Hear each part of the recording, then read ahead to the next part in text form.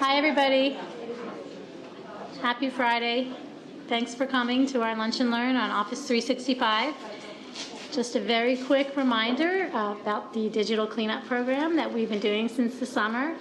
The deadline was November 1st, but we'll be getting in touch with any staff members who haven't yet completed the program to offer help, because we're here to help you if you have any questions or problems. And a reminder that there is a Canvas site that hosts the program this year with basically step-by-step of what it involves, with running Identity Finder, going through your unnecessary old and large files, and then completing the form at the end so that we know that you've finished the cleanup.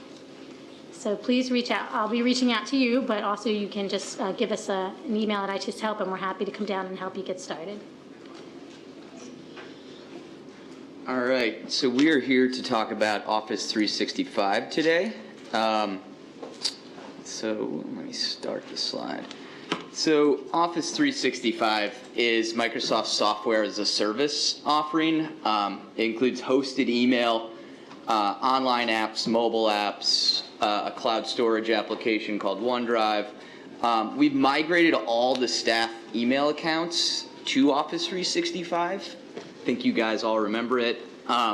What that really meant was we moved your email accounts from an on-premises server here to a server in the cloud, and no longer are you logging in with just your username. You probably remember you have to now log in with your full email address and your lock key password, and you're going to see some screens throughout the presentation where you'll be given the opportunity to select a work or a Microsoft account, and you're always going to want to choose the work account because that's what's tied to our Office 365 instance.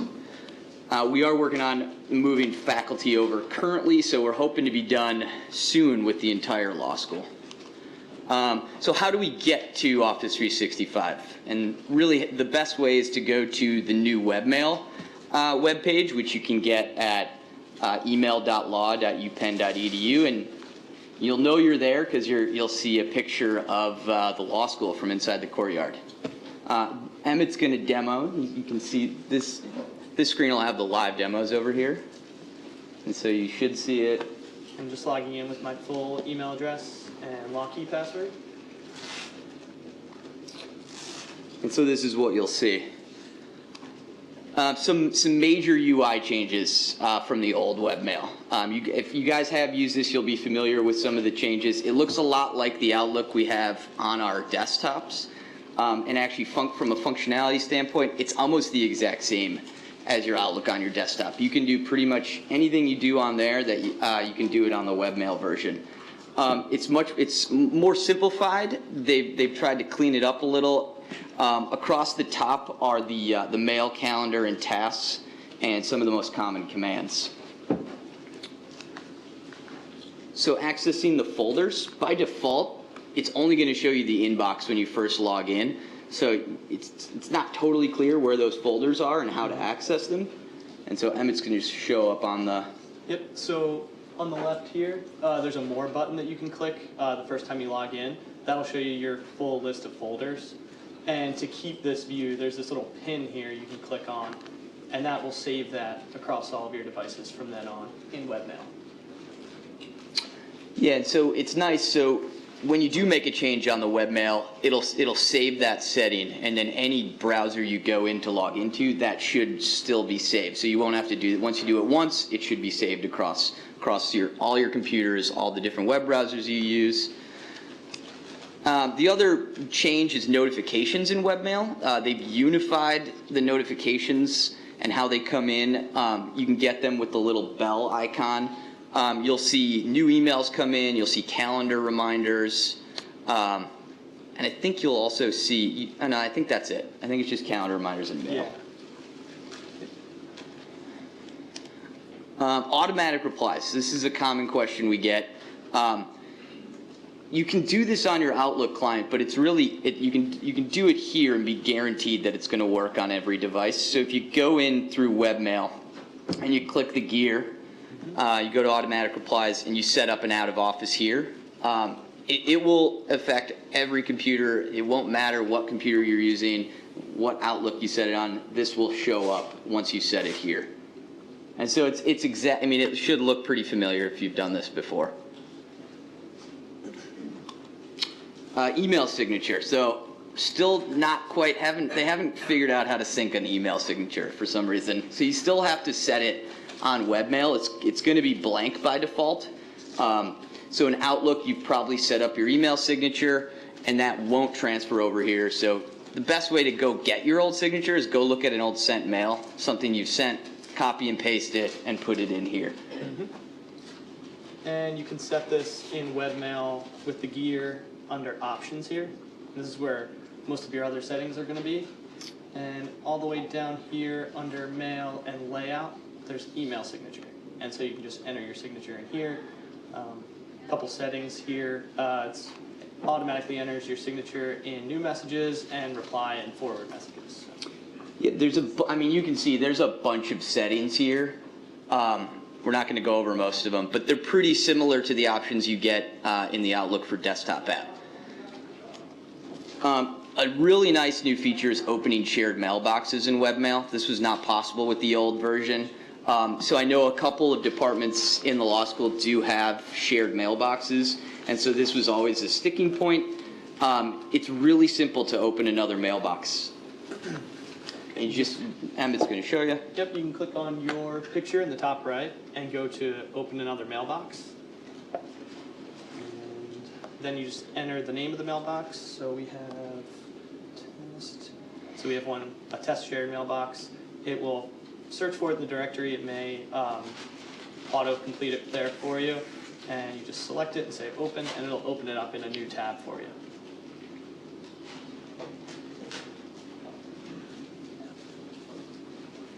And so now you're looking at a shared mailbox. So I know, I mean, that's enough. Does it save it across sessions, or do you have to read it? So yeah, so this is something that won't save. You'll end up having to, if you do need to open up a shared mailbox, you'll have to do it each time in webmail. The next thing is the calendar. It's not totally clear where the calendar is, but it is there. It's in the app launcher, which is up in the top left. This is also going to provide you with access to the other Office 365 online apps, but we'll show the calendar now. So from a functionality standpoint, it's pretty much the exact same as using Outlook on your desktop. It gives you all the same options, and it also allows you to open shared calendars, which wasn't, again, possible with the old webmail. Now, opening a shared calendar in the webmail does persist across login sessions, so you should only have to do it once, and then it'll be there every time you log in. And you can do this by, if you right-click on People's Calendars and click on Open Calendar, and you can search the directory for a calendar. I think we have an ITS Media Calendar. So I'll search, found it, I just select it and say Open, and it will put it right here on the left side, and that will stay across browsers. And so it overlays the calendar one on top of the other. So you can see there's different colors. It's a similar color here. You can change the colors. So that's opening shared calendars. Another, so it's sort of a hassle to go up to the launcher every time you need the calendar. So you can open the calendar in another tab and keep webmail open, and then the calendar open in another tab, so you don't have to constantly reopen the calendar and reopen mail. Yep. It's just a convenience factor. Some people just don't really realize that's possible. Yeah. Did share calendar. Outlook. So the Outlook app, we're going to switch gears and go to, so Microsoft, it's within the past year, has published that allows, it's for Android and iOS, and it's a really nice that it combines your calendar, your mail, your contacts, and as well it gives you access to files on the device that you're using it. So you can, and then you can also access cloud storage from OneDrive, Dropbox, iCloud, Google Drive. It's really nice. It's in the app stores on your device, and it's going to show you quickly just how to get it started. Yep. Yeah, it's pretty easy to set up.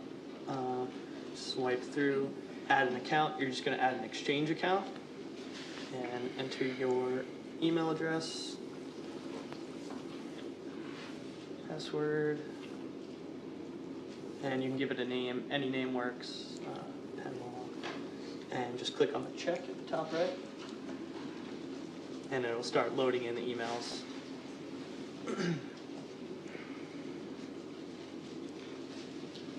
So you can see along the bottom, you've got your in the mail. So here's the mail icon. And then to get to your calendar is down again on the bottom. The view's not great here. Yeah. So you can see, I mean, it pulls it right up. This can take the place of the native app, like the mail and calendar apps on your phone or your iPad. I think I think the mail portion of this is much better than the native apps on Android and iOS. And then the calendar is really nice because it's right there. If you're in the mail app, you can just quickly go to the calendar section. One feature that we don't love is this focused inbox. And so what it tries to do is it tries to show you, based on some algorithm that Microsoft has created, what they think is the most important emails that are coming in. We don't think it's quite there yet, so we recommend just turning it off, and that can be turned off in the settings. Yep. Yeah, you can see the focused and other up at the top there. But to turn it off, you can go to settings, and down here there's a focused inbox button. You can just deselect. When you go back, it's just your standard inbox. So one final note on mail is the webmail that we were looking at before, in the web browser, they do have a mobile view of it. And so if you're really in a pinch, for whatever reason you can't download the app, you could go to outlook.office.com and get the webmail, or email.law.upenn.edu and get webmail. It's very limited as far as features, so we do recommend going with the Outlook app.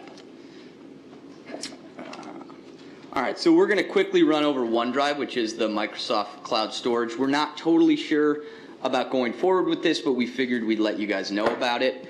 So it's a cloud storage app. It's similar in vein to like a Dropbox, Penbox, and so it allows you, based on, for your account, it gives you some cloud storage space, which you can access through the app launcher, which Emmett's bringing it up here. It's accessed through the app launcher. You can upload your files, you can download, you can share, and you can edit files that are in here. Is it not working? There it goes. All right. Yep. So So this is the one. This is what the interface looks like. Yep. You can access it right up here from the app launcher, OneDrive. Yeah. So Emmett's got some example files up here that he's loaded. You can go into Documents. See, you can download them, you can share them. So uploading, edit, and opening and editing. So it's really simple to upload. You'll click the upload button. It's pretty common function now. Opening, you can open things in the Office Online apps, which we'll get to in a minute. And so you could do quick edits just in your web browser, and then you can also download them to your computer. And then finally on OneDrive is just sharing. You can invite people to share it, so they would get access to it in their OneDrive account, and that's just done through a name or an email address. The name will pull from the law school's address book. And then the other way is to just get a link, which it'll generate a link, a download link for that file, and you can send that in an email. So it's another way to just send files. So I touched on this earlier, Office Online. So Office 365 offers some from a functionality standpoint, in comparison to your Word or your PowerPoint on your desktop, these are pretty limited, but they're nice to use in a pinch. So you can, again, you go through the launcher, and like Word Online, Excel Online, and PowerPoint Online, and so you can open docs right from OneDrive and edit them. So Emmett's going to show OneDrive or Word Online. Yeah, so this is just a blank document, but it'll open. Just choose to edit. Oh, it's fine. I created it. I You was opened trying it. to, So there is an option to open it in the Word app on your desktop. So that's what actually Emmett did. So here's Word Online. You can see it's a simplified version. I mean, it has the basics like styles and stuff, but it is limited. And you can't open anything directly from your computer on it. It has to be from a cloud source. So that's one major problem with it.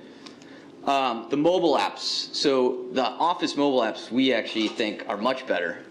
They're really nice. They're easy to use. They're full featured. They're available on iOS and Android. And you can open files not only from OneDrive, but Box, Dropbox, Google Drive. Those apps actually have to be installed on the device you're working from to get access to them. So Emmett's going to show quickly just how the Word app works. They all work pretty similarly. So we're showing you just Word, but they all work. They all have similar interfaces. Yep. Yeah, so it'll automatically pull from your OneDrive for Business, but you can also access files from, so that has a box there. Also Google Drive, Dropbox, iCloud. So I go into Box, I can, so, yep, it has all my folders there. I also have that test document from before, so this will, oh. And so you can make edits, and it'll save it right into your Box account. So and then it's synced across all your devices. So if you're on the road with your iPad, you can bring up stuff from your cloud storage, save it, and then when you get back into the office, it's there on in your desktop or on the web app, the cloud storage web app.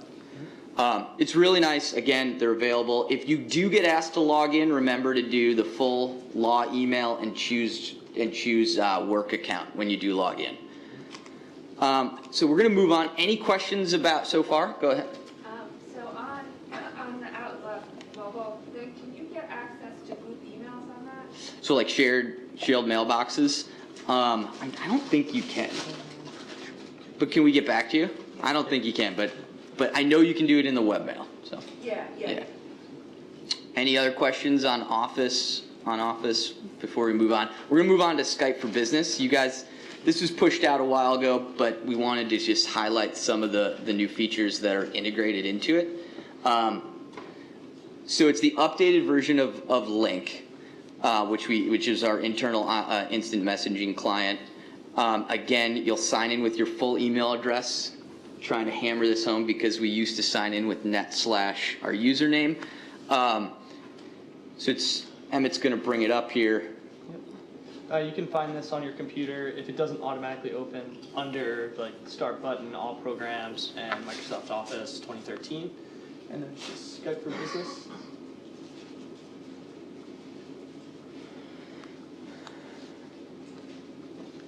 Loads up. Yep. And so I entered my full email address, can put in my password, and I can tell it to save my password so I don't have to enter it again.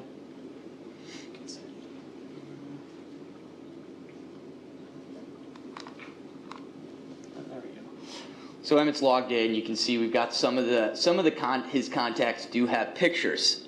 So a common question is how do you get your picture to show up in Skype for Business? And you do that through, you go to the law directory. If anybody has any questions about the law directory, let us know. But that's where you update your photo, and then there's a checkbox which you just choose to have it available in Outlook and Skype for Business. It can take a little bit to fully update, so give it a bit, if it's not an immediate change, but that's where you'll update your photo. Finding contacts. So when you're looking for somebody to message, you just go into the search box and start typing a name. By default, it'll start looking for someone in the global address book here on the law school. So you can see Emmett looked for me, and there I am. The other nice feature is now with Skype for Business, you can actually search the Skype directory and make calls to Skype accounts. So this basically replaces the desktop Skype app that's independent of this. So Emmett search for his Skype email, and that's his Skype account, and it'll bring it up. So it's anyone who has a Skype account is accessible through this directory. So instant messaging, well, I mean, I think everybody knows how to instant message, but what's not everybody knows is there's a hover menu now built into Skype for Business, which if you hover over someone's name, it gives you a bunch of buttons that give you different communication options. So the first one is instant message. You type it, it brings up a pretty familiar instant messaging window. The next ones is a phone icon and a video camera icon. So with this new Skype for Business, you can do audio calls with your mic that's connected to your computer or laptop or tablet. And then you can also do video calls, which is really nice, and it's really easy, and it again allows you to do Skype calls here. And so Emmett showed that. And then one other really nice feature is our group conversations. So if I want to bring in 3 people on an instant message, it's easy to do that. You can also do video calls, like audio conference calls, and you do that by just control and click the contacts you want to talk to, and then you right click on any of those selected contacts and choose the communication method you wanna open up. And so Emmett's got Christine and I in there, and so that message goes to both of us. Another nice feature that not everybody knows about is sharing your screen in what's considered like a presenting mode. And so this was available in Link. I think it was just presenting your desktop, which would show, you could open up a conversation with someone and then share your screen, so you could maybe explain where something's found or show a website that you're looking at. The other really nice thing this new version allows you to do is presenting specific programs that you have open, and also just presenting PowerPoint files. So it's really, the PowerPoint files I think is really nice because you can do, like, you could open up a group conversation and then present a PowerPoint to these people, and there's a chat window on the side which allows people to message in.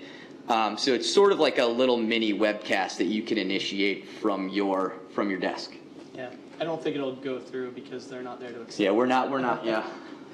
But yeah, so that's what it'll look like. There's a chat window, and then the presenting window is on the right, and you control so whoever started the presentation controls the PowerPoint just from their computer. Went a little fast. Scheduling a Skype meeting.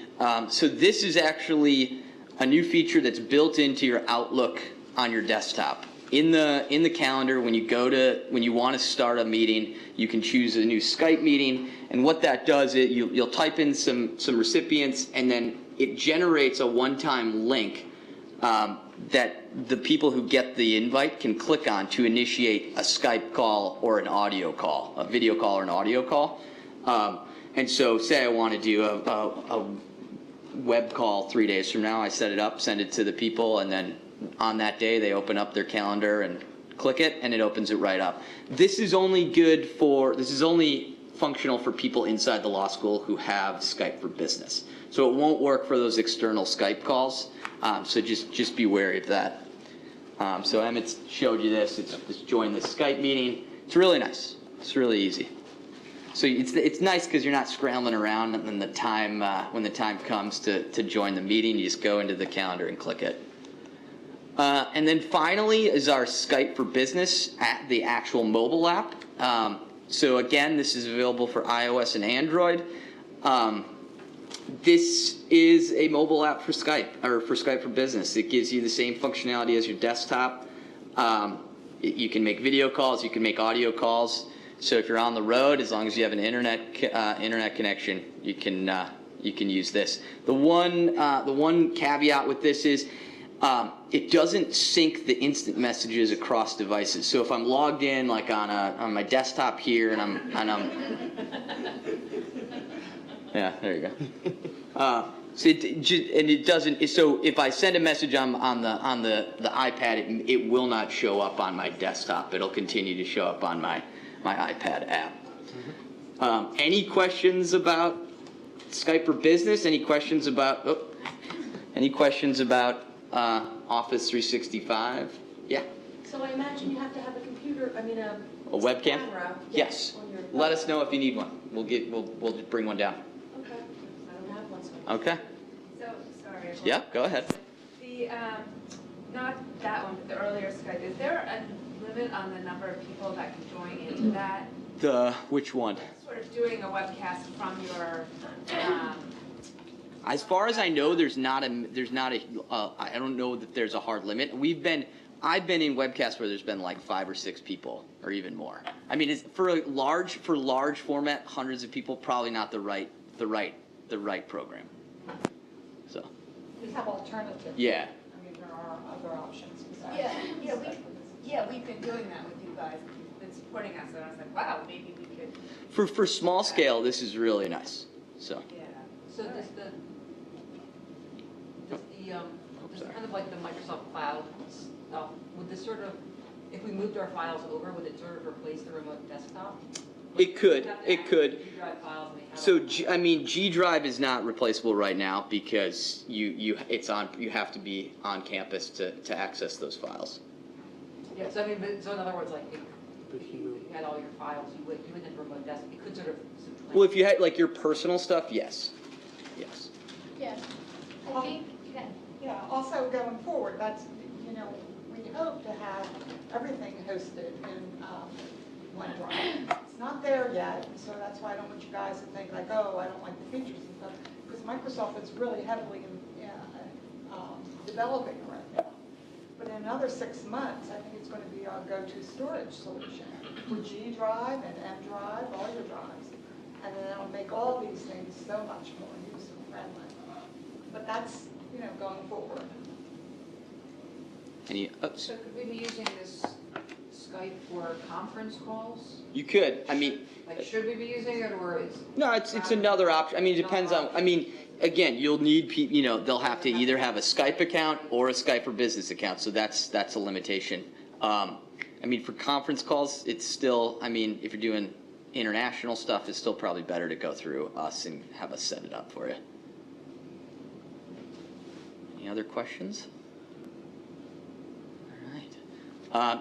We'll be posting the slides and the video later today.